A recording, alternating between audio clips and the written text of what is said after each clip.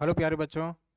Previous class में हमने देखा था मूविंग चार्ज से रिलेटेड चैप्टर नंबर 4 का ऑब्जेक्टिव क्वेश्चन, क्वेश्चन नंबर 18 तक। आज हम लोग इसको कंटिन्यू कर रहे हैं। क्वेश्चन नंबर 19 से आज हम लोग आगे देखेंगे और आज इस पूरे ऑब्जेक्टिव क्वेश्चंस को हम लोग आज सॉल्व करने वाले हैं। ठीक है, तो चलिए फिर से पुनः इसको स्टार्ट करते हैं। क्वेश्चन नंबर 18 तक हो गया था, 19 देखिए आप। Unit of magnetic field is, देखिए मैग्नेटिक फील्ड का यूनिट तो यूँ तो टेस्ला होता है, लेकिन यहाँ पे जो ऑप्शन दिया हुआ आपका ये टेस्ला के फॉर्म में नहीं है। इसका मतलब है कि इसमें कुछ काम करना पड़ेगा।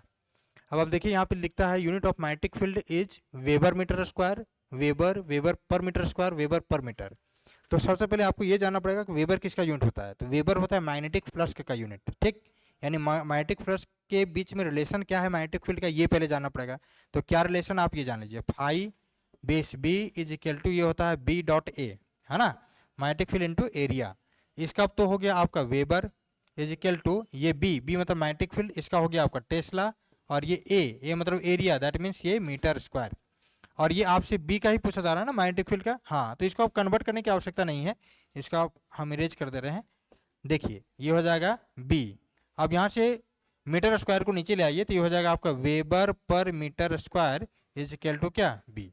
अब आप मिला लीजिए, जहाँ पर भी इसका ऑप्शन मिल रहा है वही इसका आंसर होगा, वेबर पर मीटर स्क्वायर। देखिए वेबर मीटर स्क्वायर नहीं, वेबर पर मीटर स्क्वायर, यानी ऑप्शन नंबर बी सही हो जाएगा। ठीक है, क्वेश्चन नंबर 19। क्वेश्चन नंबर 20 देखिए, according to ampere circuital law, ampere circuital law क्या बताया था, line integration of magnetic field, है ना, line integral of magnetic field is equal to mu naught times total current flowing through the conductor, है ना, ampere circuital law यही था।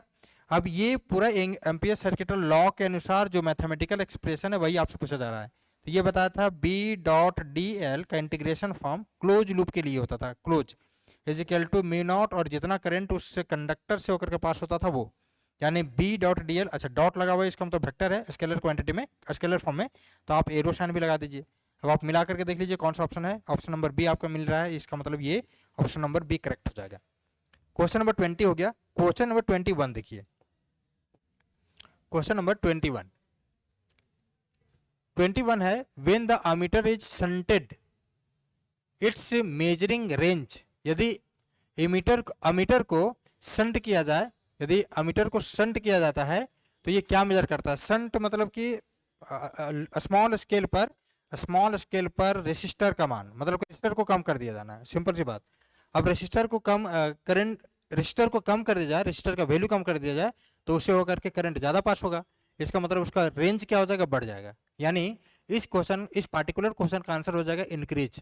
When the ammeter is shunted it's measuring range क्या, increase. ये जो range major करा था पहले वो अब क्या हो जाएगा, बढ़ जाएगा, है ना, इंक्रीज कर जाएगा, यानी ऑप्शन नंबर ए करेक्ट हो जाएगा। ऑप्शन नंबर ये क्वेश्चन नंबर 22 देखिए, an electron enters perpendicular to uniform magnetic field, the path of the electron will be. हमने प्रीवियस क्लास में बताया था कि मैग्नेटिक फील्ड के अंदर कोई भी इलेक्ट्रॉन या तो फिर चार्ज पार्टिकल इंटर करता है पैरेलल, तो वो स्ट्रेट लाइन फॉलो करता है। यदि उसमें इंटर करता है परपेंडिकुलर तो सर्कुलर पाथ फॉलो करता है। और 0 डिग्री 90 डिग्री यानी पैरेलल, परपेंडिकुलर और एंटी पैरेलल, ये तीनों को छोड़कर कोई भी एंगल से एंटर करता है वो हेलिकल पाथ को फॉलो करता है। तो आप यहाँ पे देख लीजिए, यहाँ क्या लिखता है आपसे, an electron inter perpendicular, perpendicular जा रहा है, इसका मतलब ये सर्कुलर पाथ में मूव करेगा। आप देख लीजिए ऑप्शन में कहाँ सर्कुलर है, ये होगा ऑप्शन नंबर ए। ठीक है, क्वेश्चन नंबर 22। क्वेश्चन नंबर 23 देखिए, क्वेश्चन नंबर 23 है, dimension of magnetic field, magnetic field का डायमेंशन क्या होगा। आसान सा क्वेश्चन है, डायमेंशन केवल निकालना है। मैग्नेटिक फील्ड, देखिए मैग्नेटिक फील्ड कैसे हम निकाल सकते हैं, एफ बराबर जानते हैं क्यू भी बी साइन थीटा। सबसे पहली बात ये जानिए कि ट्रिग्नोमेट्रिक रेशियो, किसी भी कांस्टेंट या तो फिर लॉगरिथम, ये सब यदि आता है तो इसका डायमेंशन नहीं होता है। ठीक, यानी यहाँ साइन थीटा का कोई डायमेंशन नहीं होगा। यहाँ बी यहाँ पे मुस्कुरा रहा है, देख लो, यानी बी का वैल्यू निकालना पड़ेगा, बी इक्वल टू हो जाएगा आपका एफ बाई क्या, क्यू भी। अब आप डायमेंशन इसका लिख लीजिए, एफ का मतलब फोर्स का डायमेंशनल फॉर्मूला क्या होता है, M L T exponential -2 divide by Q, Q मतलब क्या, चार्ज, चार्ज का क्या होता है डायमेंशन, ए टी, है ना, ये प्रैक्टिस से हो जाएगा, ये 11th में हम लोग पढ़ाते हैं। और भी क्या है, एल टी -1 वेलोसिटी का। अब आप देख लीजिए इसमें से कुछ कट रहा है क्या, देखिए ऊपर नीचे एल कट गया, टी से ये माइनस में, ये प्लस में, ये घट करके 0 हो जाएगा, है ना, यदि हम लोग पावर को जोड़ देंगे तो। अब इसको सेट कीजिए, एम एल बचा हुआ क्या, एल खत्म हो गया, यानी M1 L 0 हो गया, है ना, एल जीरो हो गया, और टी के बारे में सोचते हैं, टी कहाँ गया, ऊपर है, यानी टी टू द पावर -2 और ए पर पावर में कितना हो जाएगा, -1। अब आप मिला लीजिए ऑप्शन, यहाँ m1 l0, यहाँ L m1 l0 t-2 a-1, यानी ऑप्शन नंबर ए ही मिल रहा है, यानी इसका ऑप्शन नंबर ए करेक्ट हो जाएगा। ठीक है, 23 क्वेश्चन का ऑप्शन ए करेक्ट होगा, मैग्नेटिक फील्ड का डायमेंशन। चलिए 24 क्वेश्चन देखिए, what is the effect of increasing the number of turns of magnetic field produced due to circular coil. यदि सर्कुलर कॉइल में हम लोग नंबर ऑफ टर्न्स को बढ़ा देते हैं, तो मैग्नेटिक फील्ड पर क्या असर पड़ता है। सबसे पहली बात ये जानिए, किसी भी कॉइल से, ये क्वेश्चन है आपका सोलेनॉइड से, सोलेनॉइड में क्या होता है, बी बराबर होता है, हम लोग जानते हैं म्यू नॉट एन आई, है ना, ये होता है, जहां पर एन जो है वो total number of turn per unit length है, यानी इसमें हम लोग एन से गुना करें तो नंबर ऑफ टर्न बढ़ेगा तो मैग्नेटिक फील्ड का मान ऑटोमेटिक बढ़ जाएगा। तो आपसे यही पूछा जा रहा था कि मैग्नेटिक फील्ड पर क्या असर पड़ेगा यदि हम लोग क्या बढ़ा दें, टर्न को बढ़ा दें, तो यानी ये इंक्रीज कर जाएगा, ऑप्शन नंबर ए करेक्ट हो जाएगा। ठीक, क्वेश्चन नंबर 25 देखिए, क्वेश्चन नंबर 25 क्या लिखता है, mention SI unit of magnetic field. Magnetic field का एसआई यूनिट क्या होता है, अभी हमने बताया मैग्नेटिक फील्ड का एसआई यूनिट, अभी पीछे ही हमने बात किया कि इसका होता है टेस्ला, लेकिन मैग्नेटिक फील्ड का एक और यूनिट होता है यदि वेबर के फॉर्म में दिया जाए, जो कि वेबर होता है मैग्नेटिक फ्लक्स का ऐसा यूनिट, तो वेबर पर मीटर स्क्वायर होगा। ठीक है, यहाँ पे पूछता है मेंशन ऐसा unit of magnetic field, gauss देता है tesla, weber, none of these. Weber तो नहीं होगा क्योंकि हमने अभी तुरंत बताया ये मैग्नेटिक फ्लक्स का है, वेबर नहीं होगा, गॉस नहीं होगा, है ना, नन ऑफ दीज तो होगा ही नहीं, टेस्ला होगा, है ना, टेस्ला। नहीं याद रहे तो आप याद रखिए टकला, और टकला भी याद नहीं रहे तो आप याद रखिए तसला, जो आपके दिमाग में खोपड़ी में रह जाए उसको याद रखिए, लेकिन याद रखिए ऐसा यूनिट मैग्नेटिक फील्ड का है। चलिए 25 हो गया, 26 देखिए, 26, what is Lorentz force. Lorentz force क्या होता है, हमने प्रीवियस क्लास में भी इसके बारे में डिस्कस किया था, एक और क्वेश्चन इससे पहले आया था। लॉरेंज फोर्स क्या है, लॉरेंज फोर्स है वो addition of electric field plus magnetic, sorry, addition of electric force plus magnetic force, electric force और मैग्नेटिक फोर्स के एडिशन को हम लोग बोलते हैं क्या, लॉरेंज फोर्स। अब आप इसमें देख लीजिए हमने क्या बताया है, लॉरेंज फोर्स बराबर एफ ई प्लस क्या भाई, एफ बी। ठीक है, अब इसमें ऑप्शन में ढूंढिए, पहले ऑप्शन किस फॉर्म में दिया है, कहता है force on a moving charge in a magnetic field, force on a current carrying conductor in a magnetic field, uniform magnetic field, अच्छा, force on a current carrying conductor in a uniform magnetic field, force on parallel current carrying conductor, none of these, है ना, force on a moving charge in a magnetic field. Lorentz force, है ना, Lorentz force electric force और magnetic force का combination होता है, लेकिन charge जब रेस्ट अवस्था से मूव करता है तब मूवमेंट का कंडीशन किस में आता है, इसी चैप्टर में आता है, मतलब कि मूविंग चार्ज में। मूविंग चार्ज कहने का मतलब मैग्नेटिक फील्ड, जैसे चार्ज घूमना स्टार्ट हो गया, चार्ज कैसा फील्ड बनाएगा, मैग्नेटिक फील्ड बनाएगा। इसका मतलब है कि फोर्स ये कैसा होगा, मूविंग चार्ज के लिए एप्लीकेबल होगा। थोड़ा सा आप समझ लीजिएगा, यदि चार्ज रेस्ट में रहेगा तो इलेक्ट्रिक फील्ड बनाएगा, यदि चार्ज मोशन में रहेगा तो मैग्नेटिक फील्ड रहेगा, मतलब मैग्नेटिक फील्ड बनाएगा। लेकिन यदि चार्ज एक्सेलरेशन में चला गया, मतलब कि चार्ज जंप कर गया, इधर उधर चलने लगा, मतलब चेंज इन वेलोसिटी हो गया, तो वो इलेक्ट्रिक के साथ साथ मैग्नेटिक फील्ड दोनों बनाएगा, है ना, और ये इलेक्ट्रोमैग्नेटिक वेव के केस में हम लोग पढ़ते हैं इसको। ठीक, तो लॉरेंज फोर्स का कंडीशन किस में आ गया, मूविंग चार्ज के फॉर्म में।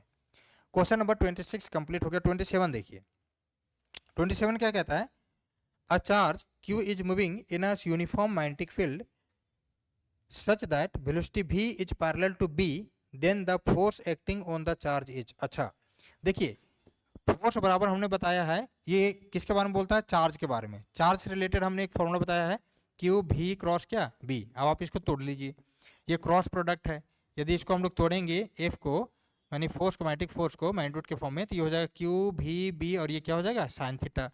अब आपसे क्वेश्चन में क्या कहता है कि भाई मैग्नेटिक फील्ड और वेलोसिटी के बीच ये पैरेलल है। पैरेलल मतलब कि क्या, एंगल का मान 0 डिग्री है, तो आप थीटा का मान यहाँ 0 डिग्री लीजिए। जैसे ही साइन थीटा की जगह 0 डिग्री पुट कीजिएगा, साइन 0 का मान होता है 0, यानी ये टोटल जो वैल्यू हो जाएगा वो कितना हो जाएगा, 0, यानी मैग्नेटिक फोर्स एक्सपीरियंस नहीं करेगा, यानी इसमें केवल मैग्नेटिक फोर्स पूछा गया था, तो मैग्नेटिक फोर्स का मान हो जाएगा 0। लेकिन आप यदि आपसे ये पूछा जाता कि ये कैसा पाथ फॉलो करेगा, तो ये पाथ फॉलो करेगा स्ट्रेट लाइन। ठीक है, स्ट्रेट लाइन में ये मूव करेगा। ठीक, ये क्वेश्चन नंबर 27। क्वेश्चन नंबर 28 देखिए, क्वेश्चन नंबर 28 नीचे ही होगा, हाँ 28 देखिए, a charge Q is moving in a uniform magnetic field B such that velocity v is perpendicular. देखिए वही क्वेश्चन है, बस थोड़ा सा यहाँ क्या मूवमेंट किया गया है, यहाँ पैरेलल लिखा हुआ था इससे पहले वाले क्वेश्चन में, अभी परपेंडिकुलर लिखा गया है। तो परपेंडिकुलर लिखा गया तो इसका कंडीशन थोड़ा सा आप समझ लीजिए। यदि यहाँ पे आ गया है ये, तो देखिए परपेंडिकुलर यदि रहेगा तो फोर्स का मान मैक्सिमम हो जाएगा। तो आप देख लीजिए एफ बी इक्वल टू होता है क्यू, और ये हो जाता है आपका v क्रॉस बी। आप इसको तोड़ लीजिए, यदि आप इसको तोड़िएगा, ब्रेक कीजिएगा, तो एफ का वेक्टर का मॉडुलस इक्वल टू हो जाएगा क्यू वी बी, और ये हो जाएगा आपका साइन थीटा। ठीक है, और आपसे बोला ये परपेंडिकुलर है मतलब कि 90 डिग्री, और 90 डिग्री अब यदि यूज करेंगे तो क्यू वी बी, और ये कितना साइन 90, और साइन 90 का मान कितना होता है 1, यानी एफ का मान कितना हो जाएगा क्यू वी बी। अब आप देख लीजिए चारों ऑप्शन में कहाँ पे ये वाला वैल्यू मुस्कुरा रहा है, वही होगा आंसर, है ना। तो देखिए यहाँ पे है Q V B, option number B, यानी ऑप्शन नंबर इसका बी करेक्ट हो जाएगा। ठीक, क्वेश्चन नंबर 29 का, सॉरी क्वेश्चन नंबर 28 का, क्वेश्चन नंबर 29 देखिए, है ना। क्वेश्चन नंबर 29 क्या है, 29 यहीं पे है, टू पैरेलल कंडक्टर। अच्छा पहले बनाते हैं, दो parallel conductor, current in the same direction. अच्छा करंट एक ही डायरेक्शन में चल रहा है। भाई देखो पिछले ही क्लास में हमने बताया है, इस रिलेटेड एक न्यूमेरिकल भी था, यदि सेम डायरेक्शन में करंट जाएगा तो अट्रैक्शन होगा, और अपोजिट डायरेक्शन में करंट जाएगा तो रिपल्सन होगा। ठीक है, तो सेम डायरेक्शन में करंट जाएगा तो अट्रैक्शन होगा, तो ये अट्रैक्ट टू ईच अदर ये वाला हो जाएगा। लेकिन इससे रिलेटेड एक फॉर्मूला है, आप देख लीजिए थोड़ा सा। बी इक्वल टू होता है मी नॉट बाई 2 पाई, और ये हो जाता है 2 यहाँ नहीं होगा, यहाँ 2 नहीं होगा, 2 से ऊपर नीचे गुना करते हैं फॉर्मूला में सेट करने के लिए, तो ये हो जाएगा आपका I1 I2 और डिवाइड बाई कितना हो जाएगा, इसके बीच का सेपरेशन मान लीजिए डी लिए हैं तो ये हो जाएगा डी। ठीक है, इससे रिलेटेड क्वेश्चन भी बहुत पूछा जाता है कॉम्पिटिटिव एग्जामिनेशन में, और CUET से तो इसमें क्वेश्चन आता ही आता है, एक क्वेश्चन पक्का रहेगा आपके एग्जाम में, फिक्स है। ठीक है, 29 का ऑप्शन नंबर ए हो जाएगा। ठीक है, ये एडिशनल कंसेप्ट था। क्वेश्चन नंबर 30 देखिए आप, क्वेश्चन नंबर 30, हाँ, if the current through loop of a wire is triple, its magnetic moment will become। अच्छा मैग्नेटिक मोमेंट की बात करता है, पहले आप मैग्नेटिक मोमेंट समझ लीजिए। मैग्नेटिक मोमेंट किसको बोलते हैं, देखो जितना करंट जिस कंडक्टर से होकर के जा रहा है उस कंडक्टर का एरिया कितना है, उससे यदि गुना कर देंगे तो ऑटोमेटिक मैग्नेटिक मोमेंट आ जाएगा। तो आप देखिए magnetic moment M equal to होता है I into A, current into क्या एरिया। तो कहता है कि किसको गुना किया, ट्रिपल किया जा रहा है, करंट कैरिंग लूप में 3 गुना किया जा रहा है टर्न को, है ना। If the current through loop of wire is triple, current को 3 गुना कर दिया जाता है, मतलब 3 गुना कर दिया जाएगा, तो ये आई ए हो जाएगा, यानी हो जाएगा 3 टाइम्स एम, मतलब ये 3 गुना हो जाएगा, है ना, ये हो जाएगा ट्रिपल। ऑप्शन नंबर डी इसका करेक्ट हो जाएगा। क्वेश्चन नंबर 31 देखिए, what is the use of galvanometer. Galvanometer का इस्तेमाल किया जाता है, कहाँ किया जाता है ना, to measure deflection when current is passed in the circuit, to measure the potential difference, to measure voltage, none of these। तो हमेशा ये डिफ्लेक्शन के लिए इस्तेमाल किया जाता है गैल्वेनोमीटर में, है ना, जब करंट पास करता है सर्किट से होकर के तब। यानी क्वेश्चन नंबर 31 का ऑप्शन नंबर ए इसका करेक्ट ऑप्शन हो जाएगा, है ना। क्वेश्चन नंबर 32 देखिए, question number 32, dimension of magnetic moment are. Magnetic moment का डायमेंशन, है ना, मैग्नेटिक मोमेंट का डायमेंशन क्या होगा भाई, मैग्नेटिक मोमेंट यानी M equal to I A, इसका मैग्नेटिक मोमेंट का डायमेंशन निकालना है ना।